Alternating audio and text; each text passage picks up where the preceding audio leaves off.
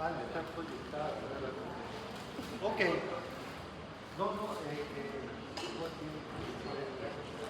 Entonces, fíjense, nosotros vamos a hablar hoy del metabolismo de lípidos, pero no vamos a entrar en la bioquímica de lípidos, todos los mecanismos, enzimas, etcétera, que existen. Vamos a hablar más que todo del metabolismo de las lipoproteínas porque tiene implicaciones terapéuticas, implicaciones patológicas también. ¿Okay? Entonces quería presentarles esta lámina para que vean de manera resumida, ¿okay?, todo lo que les puede pasar desde la digestión, absorción, almacenamiento y movilización de las grasas. ¿Okay? Bien. Aquí falta una parte en cuanto a la digestión, falta la parte de la boca. En la boca existen, sobre todo en niños, unas enzimas que son las lipasas que prefieren las grasas antes de que lleguen al estómago. Existe entonces una lipasa salival, una lipasa gástrica y una lipasa intestinal, que es la lipasa que produce el páncreas. Todo eso lleva a que se absorban los lípidos, ¿verdad? Y una parte se utiliza para el metabolismo y otra parte se utiliza para ser almacenado. Los órganos que más usan grasa son músculo, hígado y corazón. Es más, el corazón utiliza fundamentalmente como fuente de energía los ácidos grasos. ¿Okay? Y solamente en condiciones de hipoxia o de problemas en un infarto es que cuando se utiliza la glucosa. Pero del resto, en condiciones normales, él utiliza el corazón como fuente de energía, los ácidos grasos.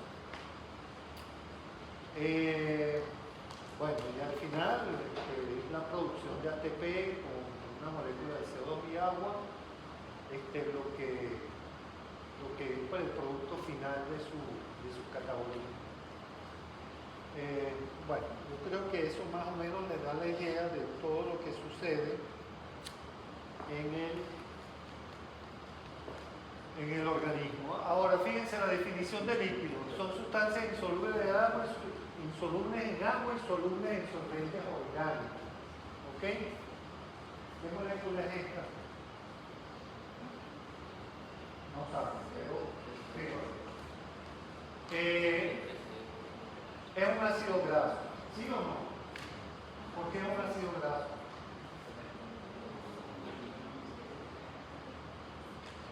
Si el nombre se lo dice, si ustedes no aprovechan la información que le dan los nombres de las enzimas, los nombres, todo eso les dice cuál es la función de la enzima. Entonces, Por el ácido carboxílico. por la porción carboxílica, es un ácido orgánico, ¿ok? Que tiene un grupo carboxilo y eso le da la característica de ácido graso, ¿verdad? Pero no cumple con la definición del lípido, porque esto que está aquí es el ácido acético. El ácido acético soluble en agua. ¿Okay? La solubilidad depende también del número de átomos de carbono de la molécula, pero fíjense aquí, un ácido graso y no cumple con la definición del lípido. Bueno, pero no me quedaba más remedio si no me sacan esta tarde de bueno, entonces aquí tienen el ejemplo pues, de un ácido graso que es soluble en agua. El binario. Tipos de lípidos, fíjense por ejemplo aquí tienen el colesterol, ¿okay?, cuya estructura central es el ciclopentano peridrofenantreno. Pero ¿por qué? Porque ¿qué es el colesterol? Es química orgánica. ¿Qué es para ustedes el colesterol? ¿Ah? ¿Ustedes vieron química orgánica? Bueno, química, pero química orgánica de bachillerato, que es de donde vienen los conocimientos básicos. ¿Ah? Colesterol. Es un alcohol. Es un alcohol y fíjense, lo saben porque en el carbono 3 está el grupo hidroxilo. Entonces usted dice, ¿para qué sirve eso? Bueno, pues sirve para aprender, para que cuando te pregunten qué es el colesterol, es un alcohol. ¿Ok? El éster es diferente. El éster es cuando reacciona con el grupo hidroxilo un ácido graso, como el que vimos anteriormente, que tiene un grupo carboxilo, y se forma un enlace éster. ¿Ok? Después lo veremos más adelante, pero en cualquier caso, esto es colesterol. Los triglicéridos obviamente tienen tres componentes. Fíjense, aquí está el enlace éster. Porque la parte básica, la base básica es el glicerol, que es un alcohol trihídrico, tiene tres grupos hidroxilos. Entonces, ese alcohol, ¿verdad? Se esterifica con el grupo carboxilo de los ácidos grasos y forma el enlace éster. Y bueno, aquí tienen tres ácidos grasos esterificados y los fosfolípidos que tienen el grupo fosfato como componente básico de su estructura. Se llaman fosfo. Claro. Entonces, fíjense,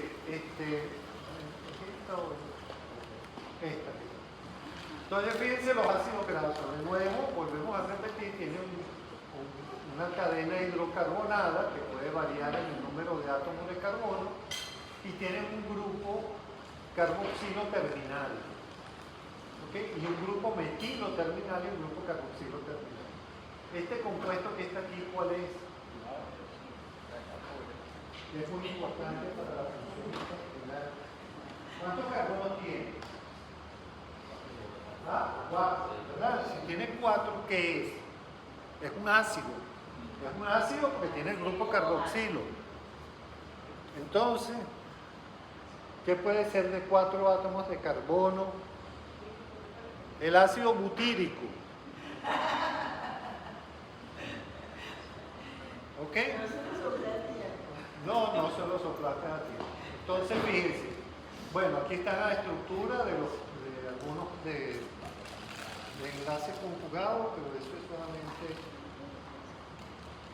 para que vean cómo son los dobles enlaces. Después tenemos ácidos grasos saturados. Evidentemente, aquí tienen el ejemplo clásico de la bioquímica que se puede sintetizar en el organismo a partir de carbohidratos, o sea, a partir de glucosa, ustedes pueden sintetizar ácidos grasos saturados tipo palmítico. Es una cadena alifática, es una cadena larga, lineal. Puedo aprovechar, y aprovecho para decirles que lo que acaba de decir el doctor, de carbohidratos hago ácidos grasos, ¿verdad? Y por ello, los ácidos grasos, los lípidos no eran considerados esenciales, porque se podían sintetizar a partir de Vamos a ver. Como dijo Darwin. Ok, entonces fíjense, este es un ejemplo de saturado. Después tenemos los monoinsaturados. Aquí tenemos una estructura, ¿verdad? Este es el oleico. Y fíjense lo interesante que pasa cuando es un monoinsaturado. La cadena que antes era recta, ahora se pliega justo en el sitio del doble enlace. Y eso tiene importancia desde el punto de vista de funcionalidad de la membrana. Ya vamos a ver por qué. ¿Ok? Entonces, fíjense que esa presencia de ese solo doble enlace, fíjense lo que ocurre con los puntos de fusión de los ácidos grasos. Es decir, el punto de fusión, ¿qué es el punto de fusión? Eso siempre lo saben. Ahí sí es verdad que no se pelan. ¿Qué es el punto de fusión? La clase la dan ustedes, porque ¿qué es el punto de fusión de una sustancia? Es donde pasa de sólido a líquido, correcto. Entonces, fíjense que los puntos de fusión es interesante. Fíjense aquí, por ejemplo, el ácido esteárico. Fíjense que el punto de fusión es 70 grados Celsius.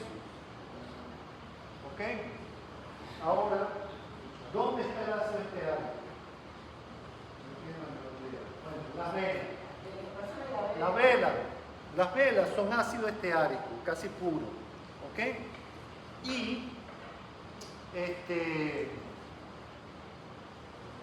fíjense que su punto de fusión es 70, ¿no? El esteárico tiene 18 átomos de carbono, sin insaturación, es un ácido saturado. Pero fíjense cuando vamos al oleico, que también son 18 átomos de carbono, pero tienen una insaturación como la que vieron anteriormente. Su punto de fusión cae a 13 grados Celsius. ¿Okay? ¿Por qué?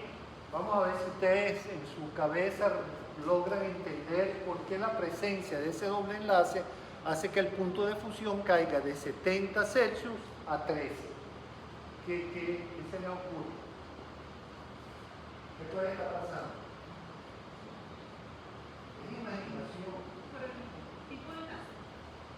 Claro, el tipo de enlace influye, pero ¿por qué el saturado pasa eso que tiene 70 grados Celsius? Es sólido a temperatura ambiente, es una vela, pues la vela que ustedes conocen. Porque como son cadenas alifáticas, están pegadas unas con otras. Entonces los puentes de hidrógeno están sosteniendo esa estructura. Pero cuando ustedes le meten un doble enlace, ya cambia la posibilidad de interaccionar las cadenas. ¿Okay? Claro, todo eso ocurre a nivel químico, a nivel de estructura. ¿Okay? Entonces, bueno, por eso es importante los puntos de fusión, porque en una membrana no es lo mismo tener oleico que sea todo esteárico, que no ocurre normalmente. Sin embargo, fíjense ustedes que es interesante y no se me vino ahorita a la cabeza. Ustedes saben lo que son extremófilos, bacterias extremóficas. Son bacterias y en los pozos de agua sulfurosa existen bacterias que sobreviven a temperaturas de hasta 100 grados Celsius. ¿Ok? Entonces se preguntan, ¿cómo es eso posible?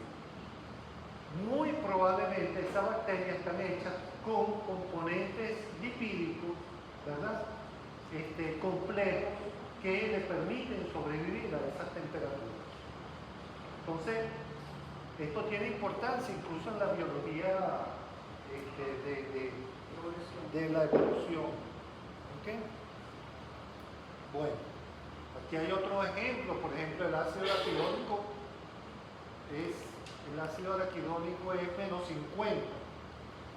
¿Qué significa que menos 50? Como punto de fusión. ¿Y de dónde se confunden ellos? ¿Qué significa? Que en menos 50 tienen que bajar la temperatura hasta menos 50 para que se solidifique. ¿Ok? Y la membrana es rica en ácido araquidónico. Tiene bastante, no es que sea el único ácido graso presente. Seguimos. Entonces fíjense cómo toman diferentes formas de acuerdo al número de dobles enlaces que tiene cada molécula. Este es el ácido linoleico, que tiene 2 dobles enlaces, el ácido linolénico, que tiene 3 dobles enlaces, y el ácido araquidónico, que tiene son 3 más, 4 dobles enlaces. ¿Ok? Bien. Entonces cada vez la molécula, a medida que aumenta el número de dobles enlaces, la molécula se va plegando más. Después tenemos otro tipo de ácidos grasos que son los ácidos grasos cis y trans. Eso de acuerdo a la isomería del ácido graso. Entonces tiene, por ejemplo, el oleico, ¿verdad? Fíjense, como dijimos antes, está plegado. Fíjense que en el caso del cis, ambos grupos, los 2 hidrógenos, están a ambos lados del doble enlace. Pero cuando pasa a isomería trans, fíjense que se colocan en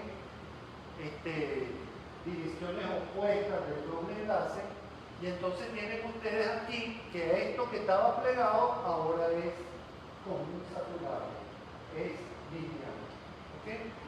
Y eso se llama ácido elahídrico, el cual es bastante heterogéneo. O sea, los ácidos grasos trans, la implicación que tienen en la salud es que son proaterogéneos. De hecho, han sido, o sea, la campaña es eliminarlos de los productos comestibles. Ultra refinado. Casi siempre es así. Y están ahora que están obligándolos a poner cero, que no contienen trans, por tanto. Pero claro, las etiquetas ahorita, después hablamos de las margarinas. Bueno, aquí podemos hablar de lo específico. Las margarinas son sólidas a temperatura ambiente, pero antes se hacían por procedimientos de hidrogenación de aceites comestibles. Por ejemplo, agarraban un litro de aceite de maíz, por ejemplo, y lo hidrogenaban hasta convertirlo en una grasa saturada, porque la grasa saturada, como acabamos de ver por los puntos de fusión, son sólidas a temperatura ambiente. Entonces, de esa manera lo hacían antes. Ahora lo hacen de otra forma por esterificación de esos ácidos grasos, siempre colocando saturados, pero por esterificación, no por hidrogenación. ¿Ok? Tienen otro punto de fusión, las margarinas comestibles. ¿Por qué se hacen las margarinas? Porque se pueden almacenar. Si ustedes un aceite lo almacenan, el aceite se enrancia, se echa a perder, ¿ok? Se convierte en productos tóxicos. Pero las margarinas no les pasa eso. Aquí tenemos un ejemplo. Pero tenían trans. Antes tenían trans, ya no los tienen. Los ácidos grasos de aceite y grasa comestible de uso común. Entonces, ¿qué idea tienen ustedes del coco? Del aceite de coco. Nada. Ahorita está de moda, todo el mundo consume aceite de coco. Y resulta que el aceite de coco es proaterogéneo, porque es rico, fíjense, aparte de que tiene 94% de saturado, es rico en ácido, Almínico y el no, es rico en láurico y mirítico. Láurico y mirítico. Láurico tiene 12 átomos de carbono, el mirítico tiene 14. Eso es un ácido graso proaterogéneo. ¿Okay? Entonces, yo no entiendo cuál es la razón de que se esté publicitando el uso de aceite de coco cuando, por razones químicas y por una cantidad de experimentos, que ya vamos a ver algunos de ellos, ese ácido graso es proaterogéneo. ¿Okay? Ese aceite es proaterogéneo. Después tenemos, miren, va cambiando hasta el cebo de res con 52 de saturado, 44 de mono y 4 de poliinsaturado. Después llegamos al aceite de oliva, que obviamente es rico en monoinsaturado porque es oleico, 18,1 N9, acuérdense también el número de dobles enlaces de la serie, pues la serie N9. Y bueno, así tenemos, por ejemplo, el soya, que tiene 60% de poliinsaturado. ¿Ok? Bueno, la oleína de palma, fíjense cómo cambia un poco el aceite de palma de la oleína de palma, en el sentido de que tiene más mono, en el caso de la oleína de palma.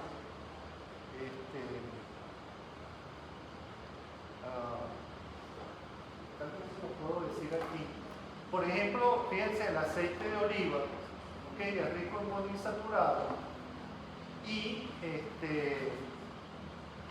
¿qué ocurre con un 18,0? O sea, 18 átomos de carbono, 0 insaturaciones. Es un ácido graso como el esteárico, que es proaterogéneo, porque es saturado.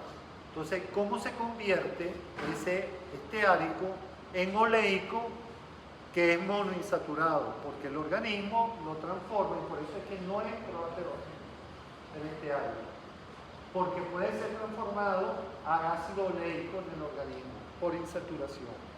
¿Ok? Bien.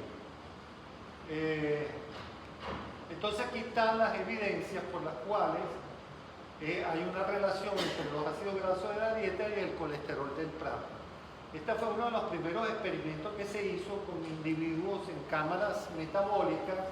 Lo hizo Hestet en el año 1965 y desarrollaron a partir de eso esta fórmula que está aquí. ¿Ustedes se atreven a decir qué significa esta fórmula? ¿Cómo la pueden interpretar?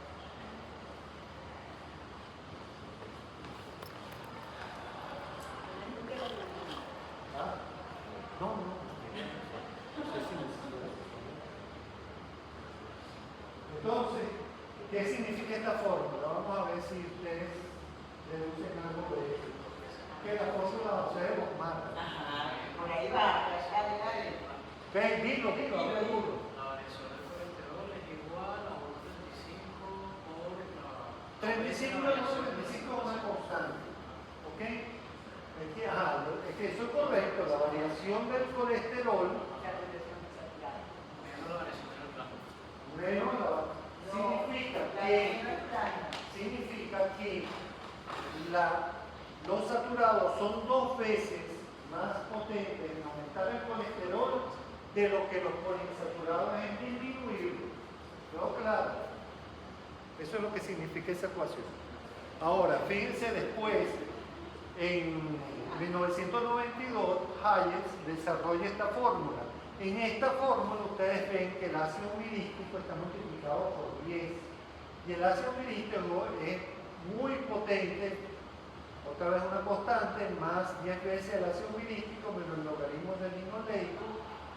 Este es un linoleico, es 18,2N6, un poliinsaturado, pero fíjense que el mirístico está involucrado en el aumento del colesterol de la sangre.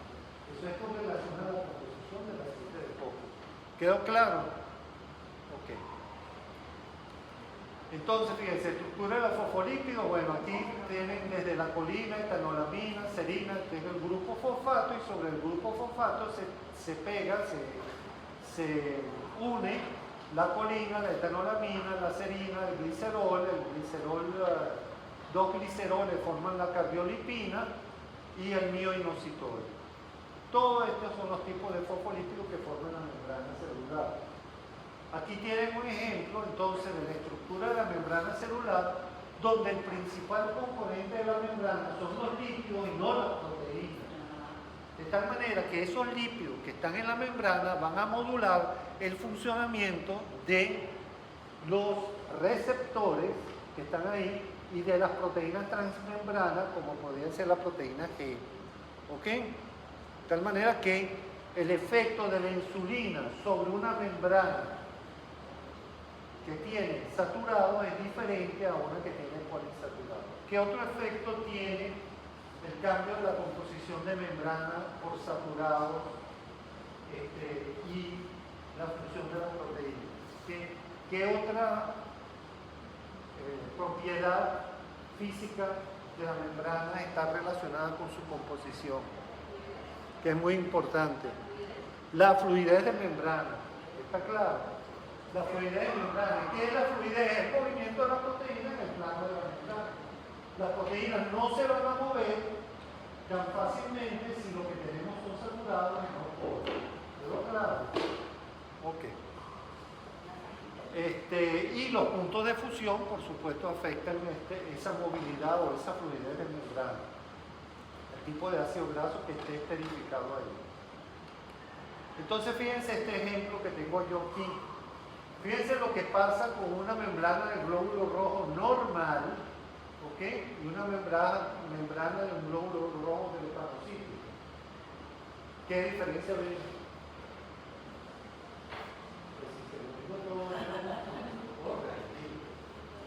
¿Ah? ¿No ven ninguna diferencia entre los dos glóbulos rojos? ¿Cuál? Rápido. ¿Qué ve? Eso es. Eso es. Fíjense, la fosfatidilcerina está expresada hacia afuera. Cosa que no debería ocurrir, que ya la doctora se lo dijo, la fosfatidilcerina está hacia adentro. Entonces, ¿Qué ocurre en esos casos? Bueno, fíjense que entonces se activa el complejo protrombinasa. El complejo protrombinasa es el factor 10 para transformar protrombina en trombina. Y la trombina es el más potente elemento para desencadenar la coagulación. Es muy difícil bloquear. De hecho, ahorita hay también medicamentos antitrombínicos, ¿ok? Lo cual es excelente porque esto es muy difícil de frenar la actividad de eso. ¿Quién desencadena ese complejo protrombinasa? La presencia de fosfatidilcerina, ya sea que las plaquetas lo expongan o ya sea que en el caso del glóbulo rojo drepanocítico desencadena la coagulación. ¿Okay? Este es un ejemplo que está aquí.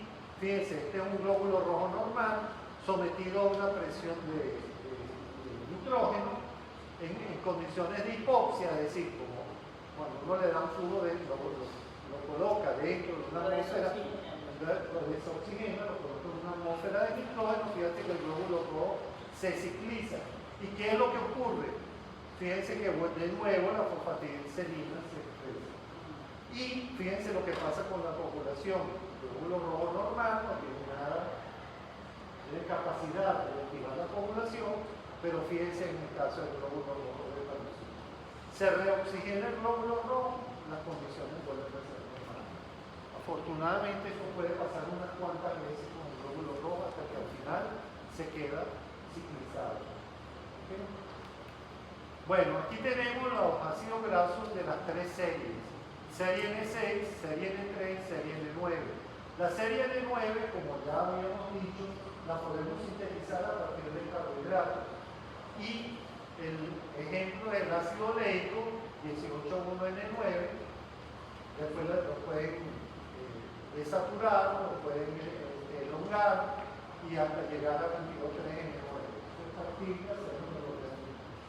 Pero en este caso, en la serie N3, existen dos precursores que los llamamos ácidos grasos esenciales, que no los podemos sintetizar, correcto, los tenemos que adquirir de la dieta.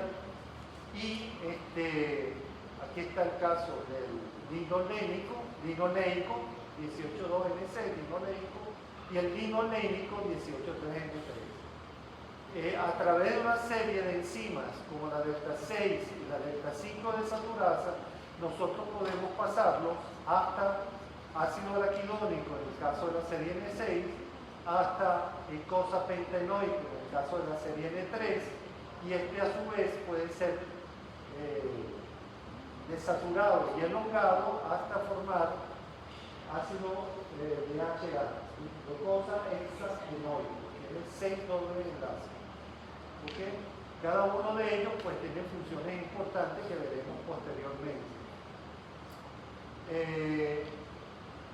Fíjense ustedes que, hablando de la membrana celular, los lípidos de la membrana no están codificados genéticamente. ¿Sí o no? ¿Ustedes creen que los lípidos de la membrana están codificados genéticamente? Las proteínas sí están codificadas genéticamente, pero los lípidos de la membrana no. Bueno, sí y no. ¿Ok? Ya les voy a decir por qué. Porque si ustedes codifican para las enzimas, está codificando genéticamente, pero gran parte de la composición de la membrana depende de la dieta. Es decir, si ustedes se enferman, sí, o sea, ustedes se enferman en el sentido de que alteran la composición de membrana, si su dieta no es adecuada. ¿Ok? Eso es la implicación a largo plazo de esa definición de si es o no dependiente de la genética. Y aprovecho de decirles allí que N-3 o N-6 es lo mismo que el ahí. Sí, eso es la nomenclatura. Hay una nomenclatura que es la nomenclatura bioquímica que coloca la definición de dónde está el doble enlace dependiendo del grupo metilo terminal. Entonces, si está 9 átomos de carbono del grupo metilo terminal, sería de 9. Si está 3 átomos de carbono del grupo metilo terminal, sería de si está a 6, ¿ok? Por eso es que las series se llaman así. Y las series no son interconvertibles una con otra. O tiene serie N9, o tiene serie N6, o serie N3, pero no pasar de una serie a otra. Eso lo pueden hacer las plantas y las bacterias. Exacto, y se llama omega porque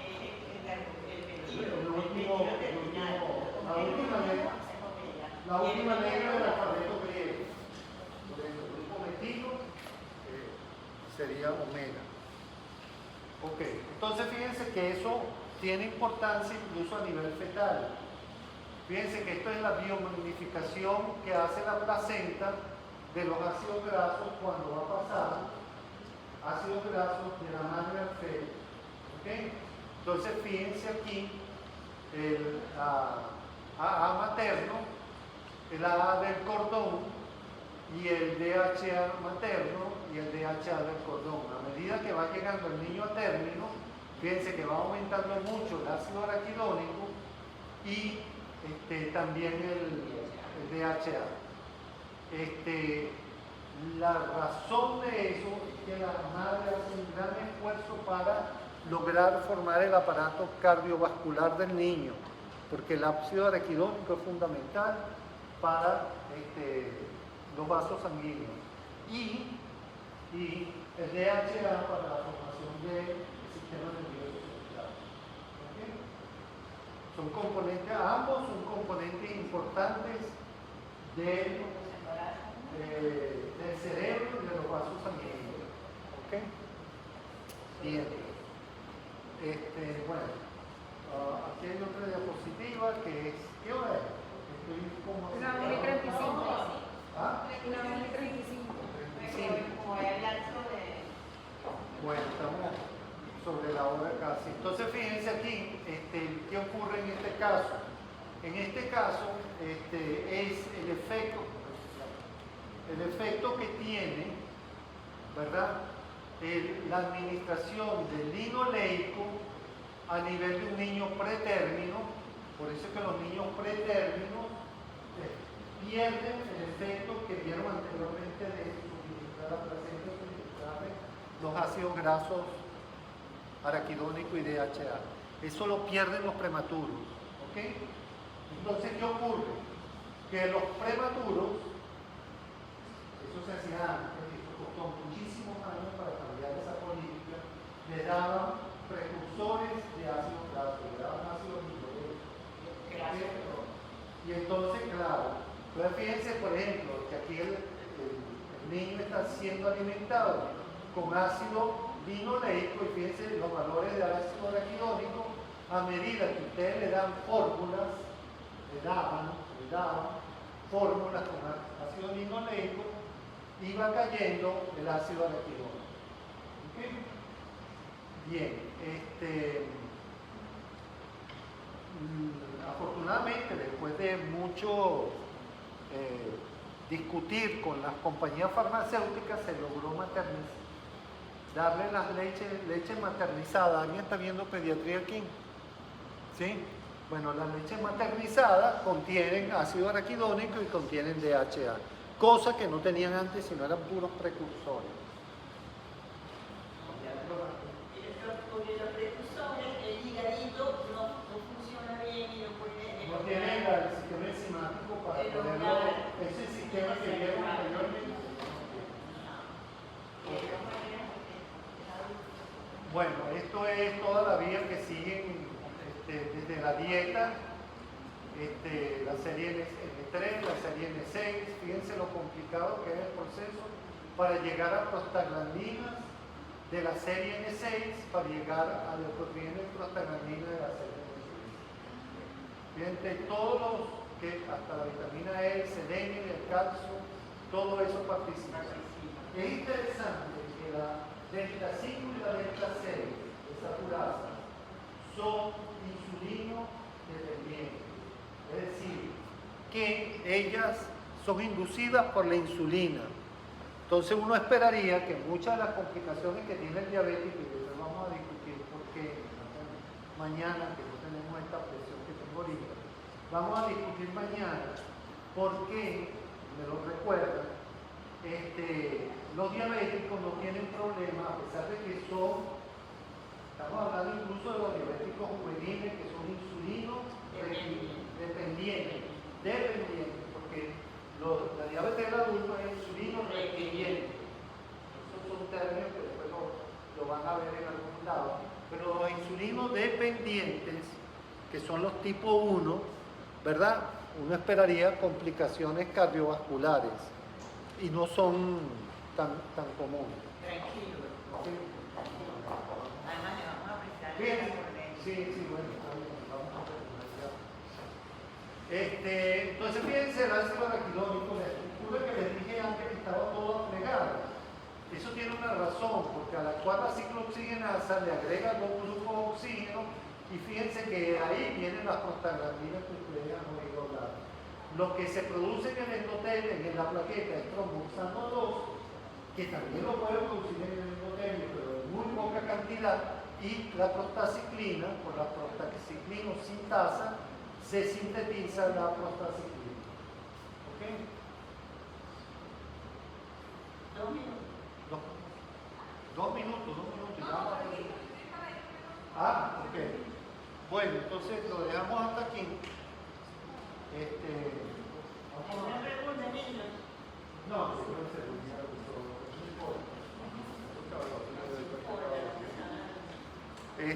Después eso se les va a pasar por el clavo. Mira, hay que pasarle la clase por el clavo. Hay que pasarle la clase por el clavo. Tú la pasaste, pero Octavio no. Está en la computadora. Bueno, entonces nos quedamos aquí.